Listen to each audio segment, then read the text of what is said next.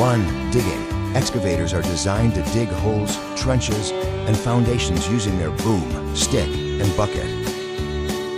2. Loading. Excavators can load materials like soil, sand, gravel, and rocks into trucks, trailers, or other containers.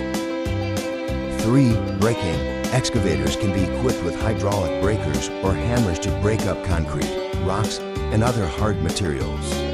4. Lifting. Excavators can lift and move heavy objects like pipes, construction materials, and even small buildings. 5. Grading. Excavators can be used for grading and leveling surfaces, such as preparing a site for construction or landscaping. These functions make excavators versatile and essential machines in various industries, including construction, mining, and landscaping.